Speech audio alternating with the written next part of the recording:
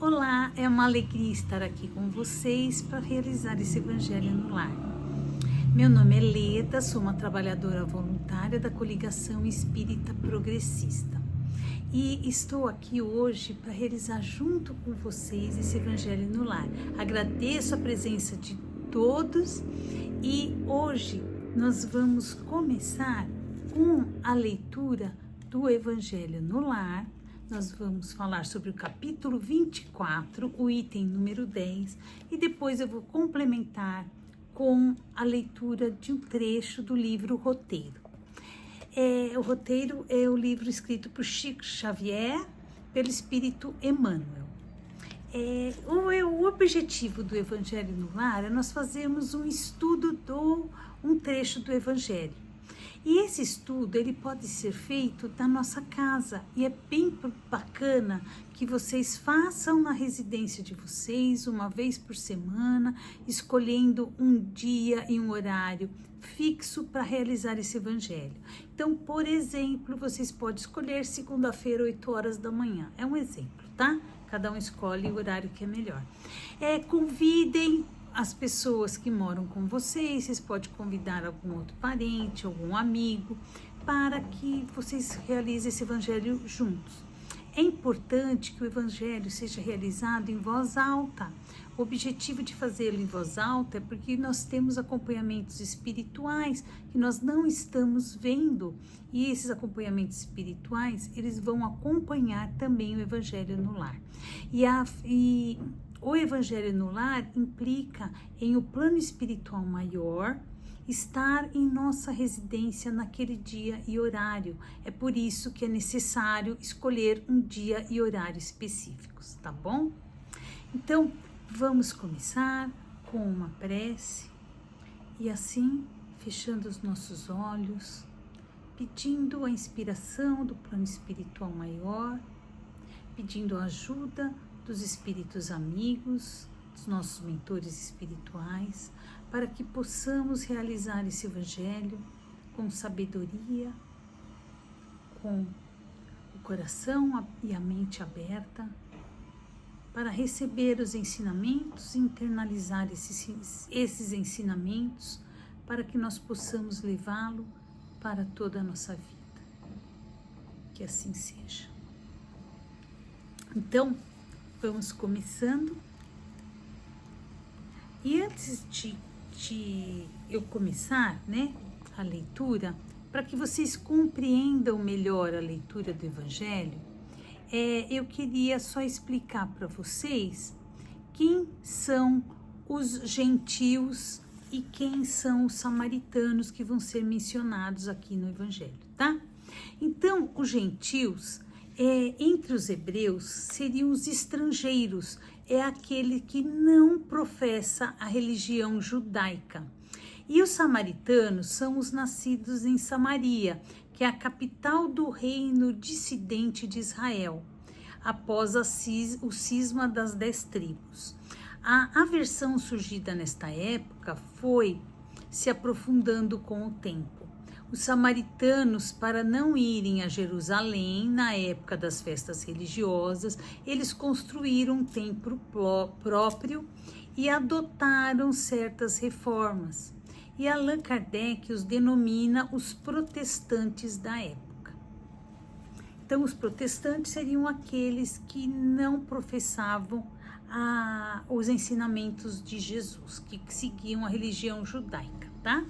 Então, feito essas considerações, vamos à leitura. Então, no capítulo 24, o Jesus fala assim para os seus discípulos, para os seus apóstolos. Jesus enviou seus 12 apóstolos depois de lhes haver dado as instruções seguintes: não procureis os gentios e não entreis nas cidades dos samaritanos. Ide antes em busca das ovelhas perdidas da casa de Israel. E nos lugares onde fordes, pregai dizendo que o reino dos céus está próximo. Isso está escrito em Mateus, capítulo 10, versículos de 5 a 7.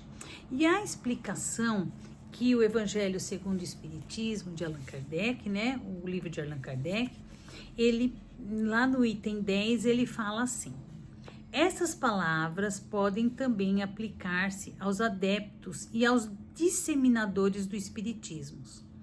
Os incrédulos sistemáticos, os zombadores obstinados, os adversários interessados são para eles o que eram gentios para os apóstolos. Que, pois, a exemplo destes, procurem primeiramente fazer prosélitos entre os de boa vontade, entre os que desejam luz, nos quais um germe fecundo se encontra e cujo número é grande, sem perderem tempo com os que não querem ver, nem ouvir, e tanto mais resistem, por orgulho, quanto maior for a importância que se pareça ligar à sua conversão. Mais vale abrir os olhos a 100 cegos que desejam ver claro, do que a um só que se compraza na treva, porque, assim procedendo, em maior proporção se aumentará o número dos sustentadores da causa. Deixar tranquilos os outros não é dar mostra de indiferença, mas de boa política. Chegar-lhes-á a vez, quando estiverem dominados pela opinião geral e ouvirem a mesma coisa incessantemente repetida ao seu derredor. Aí julgarão que aceitam voluntariamente, por impulso próprio, a ideia e não por pressão de outrem. Depois, há ideias que são como as sementes. Não podem germinar fora da estação apropriada, nem em terreno que não tenha sido de antemão preparado. Pelo que melhor é se espere o tempo propício e se cultivem primeiro as que germinem, para não acontecer que abortem as outras em virtude de um cultivo demasiado intenso. Na época de Jesus, em consequência das ideias acanhadas e materiais então em curso, tudo se circunscrevia e localizava. A casa de Israel era um pequeno povo. Os gentios eram outros pequenos povos circunvizinhos. Hoje, as ideias se universalizam e espiritualizam. A luz nova não constitui privilégio de nenhuma nação. Para ela não existem barreiras, tem o seu foco em toda parte e todos os homens são irmãos. Mas também os gentios já não são um povo, são apenas uma opinião com que se topa em toda parte e da qual a verdade triunfa pouco a pouco, como do paganismo triunfou o cristianismo. Já não são combatidos com armas de guerra, mas com a força da ideia. Então, ao dar instrução de Jesus para os seus discípulos, ele dizia, não vá buscar os samaritanos, não vá bater na casa deles. Mas por que ele fala isso? Porque ele sabia que existiria o tempo propício, que a cada um de nós é dado o tempo certo para que nós possamos ter a compreensão acerca dos ensinamentos de Jesus. Então, não havia realmente nenhum motivo para que não se pregasse o cristianismo. Mas o que Jesus queria dizer é que o cristianismo ele tem que ser pregado para as pessoas certas. Nem todos estão preparados para receber o ensinamento. Então, a gente tem que tomar bastante cuidado, nós que somos espíritas, de divulgar os ensinamentos de Jesus aos que demonstrem desejo de conhecê-los, ou aos que estejam passando por dificuldades e que queiram conhecer coisas novas, que tenham interesse em conhecer novos ensinamentos.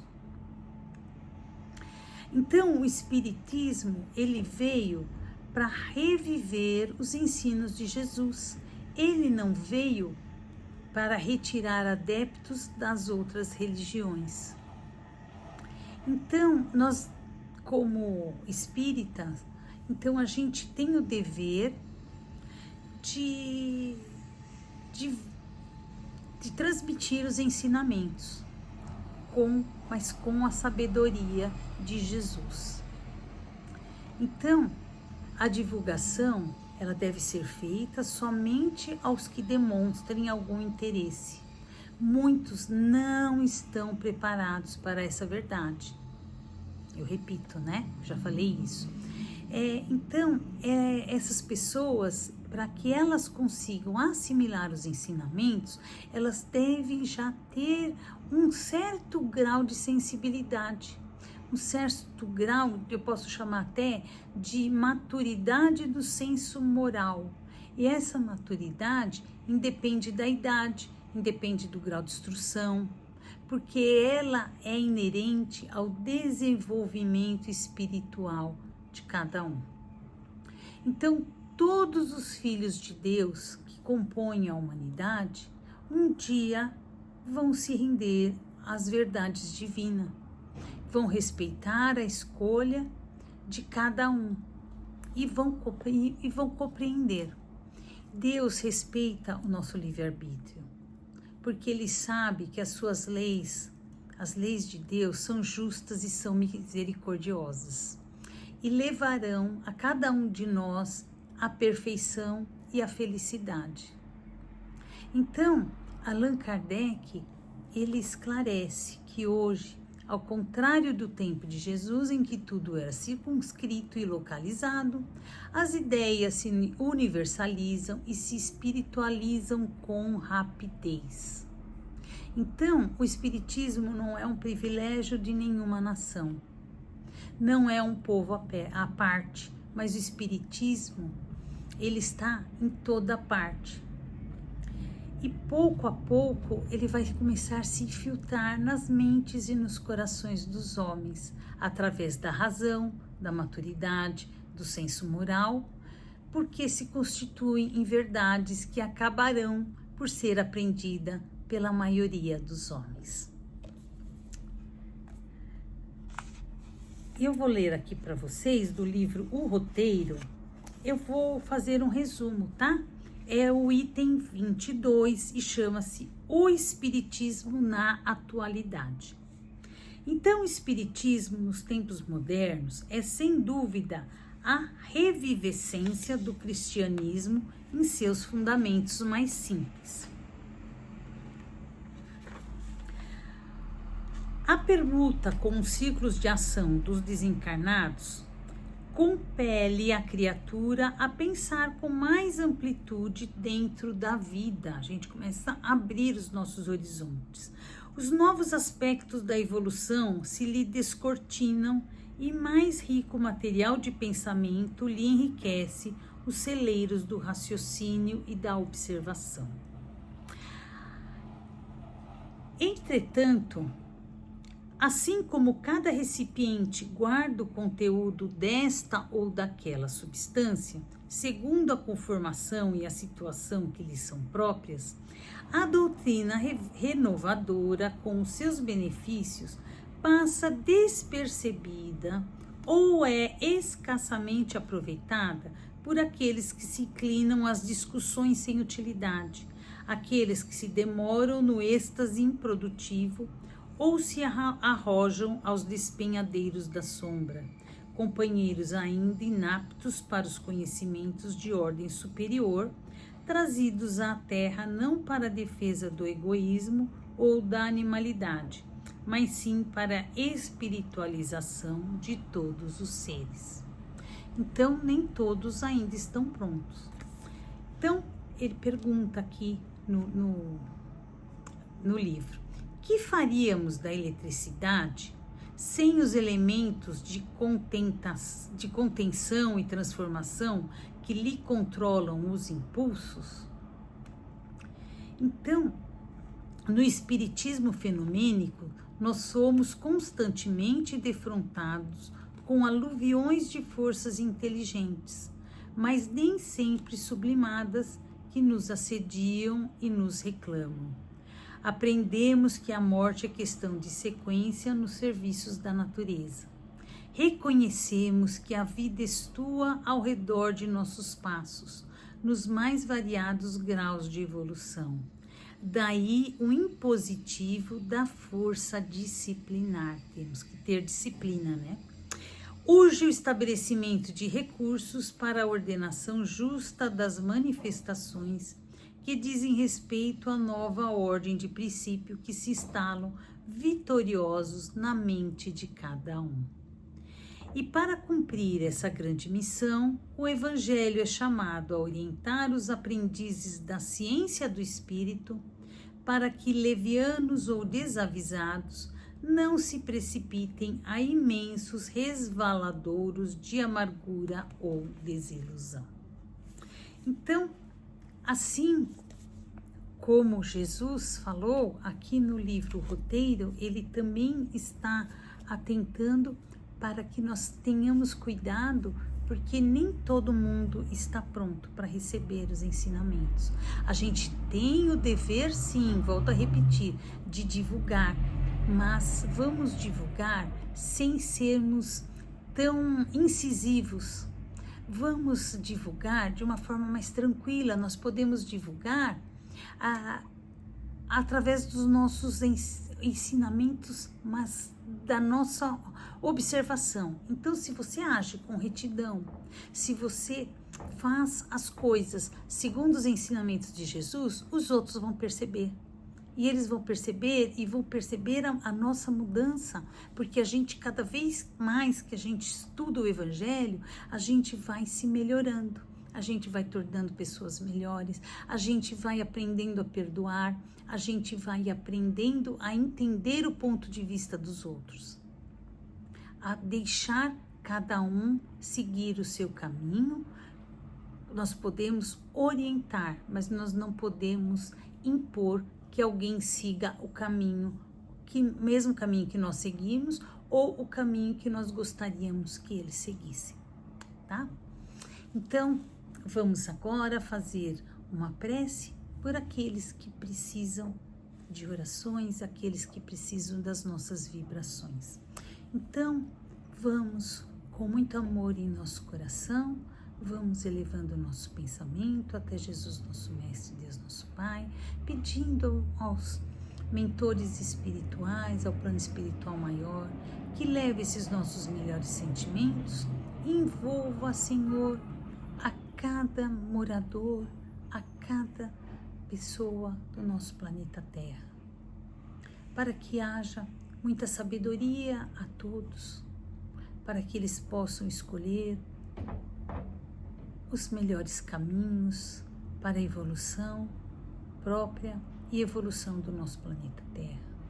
Pedimos que seja levada a fé, esperança e amor a todos os leitos de dor,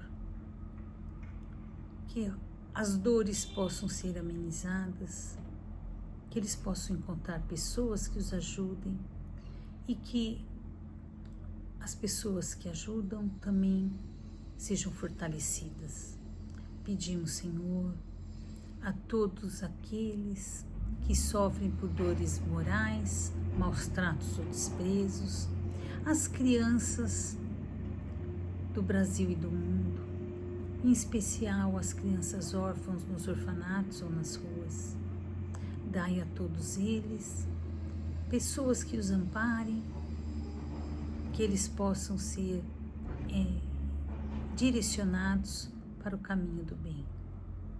Pedimos, Senhor, que leve os nossos melhores sentimentos e as nossas orações a todos os povos, principalmente os povos em guerra, principalmente, Senhor, aos dirigentes desses povos em guerra e também aos dirigentes de todos os povos e de todos os países, em especial ao Brasil. Dai a todos eles a responsabilidade para agir com retidão, para que possam levar o mundo à paz mundial, para que possam aprender a perdoar, para que possam entender que existe o caminho da conversa, existe o caminho de aceitação, aceitar o outro para que o outro siga o seu caminho. Pedimos também, Senhor, pelos encarcerados, por todos aqueles que estão soltos e comprazem em fazer o mal. Coloque em seu coração uma fagulha de amor, de paz, de alegria, para que todos possam encontrar o melhor caminho. Pedimos também, Senhor, por todas as igrejas, por todas as casas de caridade. Leve a todos muita paz, muita força, para que possam continuar o seu trabalho de bem. Pedimos especial pela CEP que nos acolhe, para que esse lar, essa casa de caridade, possa estar sempre disposta a nos receber, possa receber mais pessoas, trazendo sempre ensinamentos, que nós possamos fazer sempre a nossa reforma íntima. E assim pedimos ainda pelos nossos familiares, pelos nossos lares, e pedimos por nós mesmos, para que a nossa fé seja sempre fortalecida e que nós possamos fazer o bem onde quer que nós passemos. Que assim seja. Vamos também agradecendo ao plano espiritual maior que aqui esteve, que nos ajudou, que nos inspirou, e pedimos que possamos estar de novo reunidos na próxima semana para a realização de mais um Evangelho no Lar. Que assim seja. Então, meus queridos, eu ainda tenho alguns avisos para dar para vocês. Gostaria de convidar a todos para fazer parte dos cursos na nossa casa. Nós temos o curso básico que vocês podem começar quando vocês quiserem. É só chegar. Nós temos o curso de terças à noite, quintas à noite e também aos sábados. Então, vocês podem chegar na casa, dizer que querem fazer o curso básico e vocês serão encaminhados para salas de aula. Esse curso, ele é muito interessante, vocês vão realmente gostar. Eu já fiz, né? Já fiz vários cursos dentro da casa. São cursos que fazem com que a nossa vida fique mais leve, mais tranquila, porque nossa reforma íntima é feita e vamos entendendo cada vez mais o sentido da vida, o porquê das dificuldades, e as dificuldades começam a ficar mais leves, começamos a sentir mais tranquilidade para levar a carregar a nossa cruz, como costumamos dizer. Convido também vocês a divulgar os nossos vídeos do Evangelho do Lar para amigos, para parentes que possam gostar, e peço também a vocês que, se possível, ajudem a nossa casa através de doações de alimentos para a cesta básica. Então, nós ajudamos cerca de 50 famílias e a nossa cesta básica contém arroz, feijão, açúcar, sal, fubá, farinha de mandioca, macarrão, molho de tomate. Se vocês quiserem contribuir com um valor em dinheiro para a realização dessas cestas básicas, podem ser feitos depósito através do Pix. O Pix é o nosso CNPJ, que é 53832-96001-84. Qualquer valor é bem-vindo e é só você identificar que esse dinheiro é para cestas básicas e ele vai ser direcionado para cestas básicas, tá? Deixa eu ver se tem mais alguma coisa. O nosso endereço, né, gente? A Coligação Espírita Progressista, ela fica na Rua Batuíra, número 297, na Vila Moraes.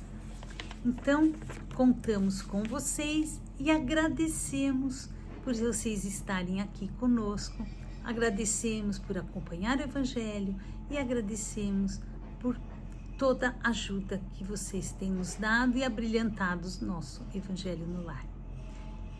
Então, conto com vocês e na próxima semana estaremos juntos, se Deus quiser.